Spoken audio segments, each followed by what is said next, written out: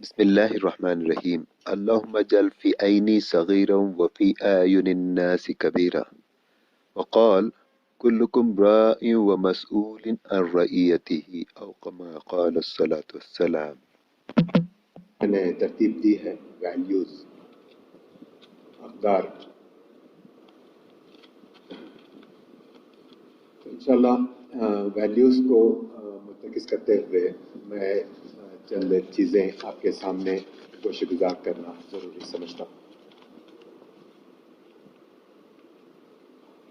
اللہ کی قدرت کا کارخانہ ایسا ہے کہ دنیا میں ایک دن میں تقریباً لوگ جو پیدا ہوتے ہیں اس کی تعداد 3,85,000، اور اسی 24 آورس میں جو اموات ہوا کرتی ہیں 1,62,274. اور ہمارے بھارت میں جو شرح پیدائش ہے ایک دن میں 73,787 فی یوم پیدائش ہے، اور اموات 26,789. یہ ہندوستان کی روزانہ کی اموات اور پیداوار کا ڈاٹا آپ کے سامنے رکھا ہے. اور اسی طریقے سے ہم دیکھیں گے تو ایک دن میں جو ہندوستان بھر میں غلہ اناج یا فوڈ سٹف جو پیدا ہوتا ہے وہ 8.5 لاکھ ٹن ہے، جو کہ 1 kg غلہ اگنے کے لیے تقریباً 5 سے 20,000 لیٹر پانی استعمال میں لایا جاتا ہے. اور ایک ڈاٹا بھی آپ کے سامنے، بھیانک ڈاٹا آپ کے سامنے رکھنے جا رہا ہوں. ہماری تن آسانی کی وجہ سے خصوصاً 1,50,000 ٹن پلاسٹک اسکریپ میں تبدیل ہوتا ہے. 1.5 لاکھ ٹن فی یوم پلاسٹک اسکریپ میں تبدیل ہوتا ہے، اور زمین پر چادر بنتا ہے اور یہاں کے خلائق کو ایذا پہنچتی ہے. یہ ہماری کرتوتوں کی وجہ سے. یعنی میں یہ ڈفرینٹ ڈاٹاز آپ کے سامنے اس لیے رکھ رہا ہوں کہ ہم اپنے ذہنوں کو کھولیں اور دیکھیں کہ دنیا میں ایک دن ایک سورج ڈھلنے سے دوسرا سورج ڈھلنے تک کے وقت میں ہمارے اندر یا دنیا کے اندر کتنی بڑی تبدیلی واقع ہوتی ہے، اور اس کے رول ادا کرنے میں ہم بھی ون آف دی کمپوننٹ ہیں. اور دوسری طرف میں آپ کو اپنے ذہنوں کو دوسری طرف مرتکز کر رہا ہوں. وما ارسلناک الا رحمۃ للعالمین. ہمیں اس آپ صلی اللہ علیہ وسلم کے بنا اس مقصد پر لے جا گیا ہے کہ رحمت للعالمین. آپ صلی اللہ علیہ وسلم کے بعد یہ رحمت للعالمین کا کام ملت کے گوشہ گزار کیا گیا ہے، اور ہم اس کے ٹھیکیدار ہیں. تو ایسے حالات میں، ایسے تناظر میں ہم جی رہے ہیں جس سے ہمیں اتنا بڑا بیڑا لے کر ہمیں یہاں مبعوث کیا گیا ہے. یہ ساری چیزیں روز افزوں دنیا میں ہو رہی ہیں. ان تمام کو انجام تک پہنچانا ہمارا کام ہے. یعنی ان کو ویلیوز دینا. اتنے سارے لوگ مرتے ہیں، اتنے پیدا ہوتے ہیں. ایسا نہیں کہ کوئی ہمارے سامنے ہی مر رہا ہے، اس کی کوئی قدر نہیں، یا کوئی ہمارے سامنے کوئی آ گیا ہے، اس کی ضرورت مانگ رہا ہے، اس کی کچھ کر رہا ہے، تو اس سے ہمیں بالکل بے نیاز رہنا. یا کوئی چیز ہمارے سامنے واقع ہو رہی ہے اسے نیگلیکٹ کر دینا ہمارا شیوا نہیں ہوتا. خصوصاً ملت اسلامیہ کے فرض ہوتے ہوئے، خصوصاً ایک مومن ہوتے ہوئے ہماری یہ ذمہ داری نہیں ہوتی. ہر چیز کو سیریسلی ہمیں کرنا ہے، ہر چیز کو ہمیں سیریس لینا ہے اس کی حیثیت کے حساب سے. جو یہاں پیدا ہوتا ہے یا مرتا ہے تو اگر اللہ کے کلمے को समझे बगैर, उसके पैगाम को लिए बगैर मरता है तो उसका मरना, हम उसके मरने पर हम भी उसके जवाब दे हैं कि उस तक हमारा पैगाम, अल्लाह का पैगाम नहीं पहुंचा है। तो इंसान की वैल्यू उस वक्त पाए तकमील पहुंचेगी जब वो खुदा से राजी हो और अल्लाह उससे राजी हो जाए। ये वैल्यूज की एक्सट्रीम उसके डेफिनेशंस में से है, दुनिया की नज़र में नहीं, लेकिन हम मोमिन की नज़र में तो यही कुछ है। उसकी वैल्यू यह है कि वो अल्लाह से राजी हो जाए और अल्लाह उससे राजी हो जाए, जब ही उसके वैल्यू का अंजाम पहुंचता है। और मैं मेरी जिंदगी की वैल्यू अल्लाह की रजामंदी में पाऊं तो मुझे इस बात की कोशिश जरूर करनी चाहिए कि मैं लोगों को अपने रब से राजी करवाऊं। तो हमारी अपनी वैल्यूज का भी एक एक्सट्रीम है कि लोग अल्लाह को रजामंद करवाते हुए, लोगों को अल्लाह से रजामंद कराते हुए अल्लाह उनसे राजी। तो ये हमारी जिंदगी का वैल्यू बेस्ड हमारी जिंदगी का एक मकसद है। उसी नुक्ते नज़र से हम उस हदीस को भी सामने लाए, कुल्लुकुम राइन व मसूलिन अन रइयतिही, कि हमें से हर एक जिम्मेदार है अपनी रैयत। एक लंबी हदीस है, उसका एक टुकड़ा मैंने आपके सामने रखा है कि हर मामले में भी हम जिम्मेदार हैं। हमें वैल्यूज की अगर दूसरे अंदाज में मैंने जो डाटा आपके सामने रखे हैं, तो एक किलो गल्ला, 1 किलो चावल उगने के लिए 20,000 लीटर पानी चाहिए। और हमें ये तालीम दी गई है कि अगर नदी के पास हो और वजू कर रहे हैं तो पानी का इसराफ न किया जाए। पानी वजू के पानी में कुछ लीटर, 1 लीटर इस्तेमाल में आता है, और उसमें भी अगर नदी में पानी कर रहा है तो 100% वो वापस ही जा रहा है। हमारा ये नुक्ता नज़र ना हो कि पानी क्योंकि नदी में है पानी खूब इस्तेमाल कर रहे हैं, हमारा ये नुक्ता नज़र भी गलत साबित हो रहा है।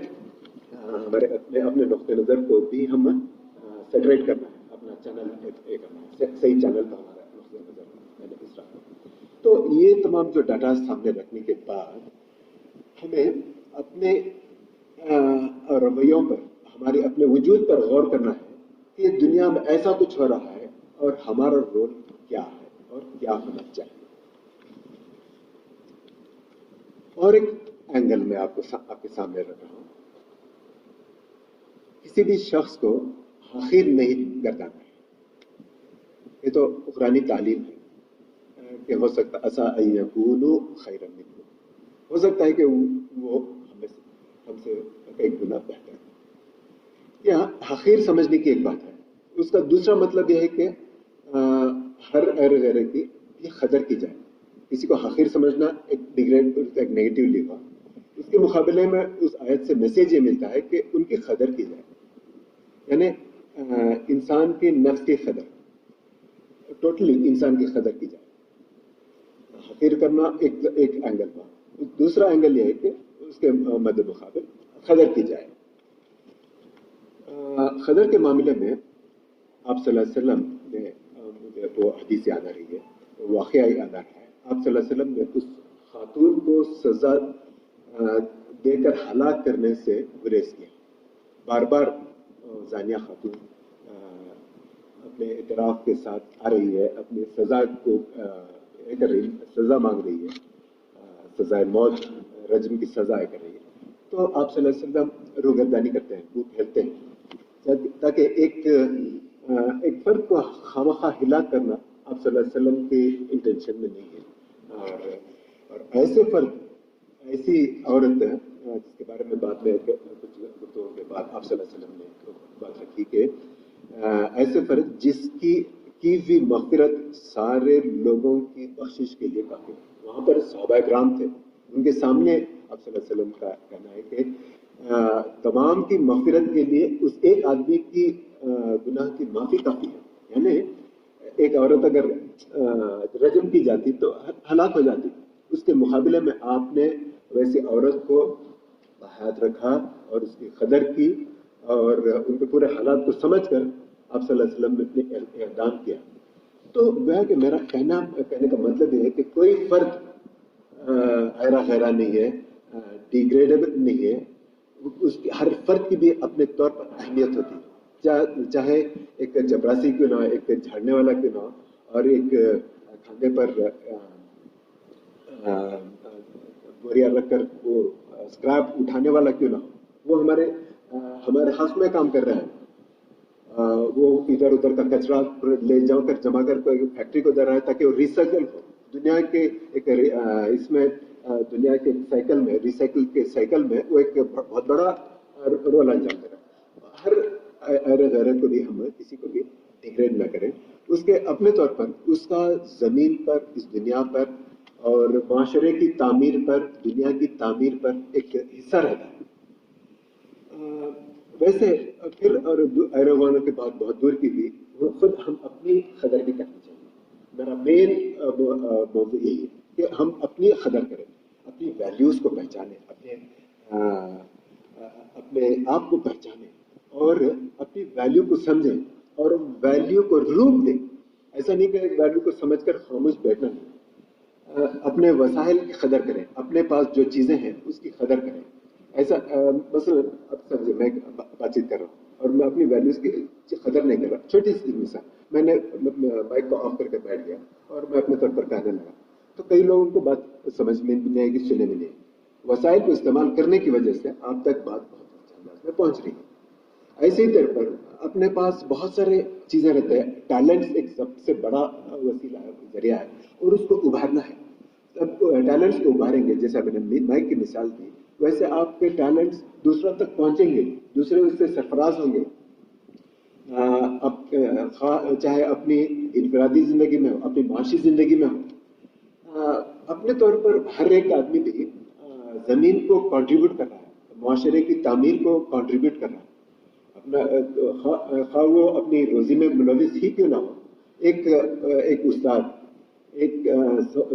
सैकड़ों हजारों बच्चों को अपनी जिंदगी में तरबियत करता है, उसके मुआवजे में वो मुआवजा लेता ही है, जरूर लेता है, लेकिन वो अपनी जिंदगी में कंट्रीब्यूट करता है, जिसकी वजह से सौों और हजारों लाखों लोग उसे मुक्तसिब होकर एक पॉजिटिवली कंट्रीब्यूट करने का मुआशरा बनते हैं।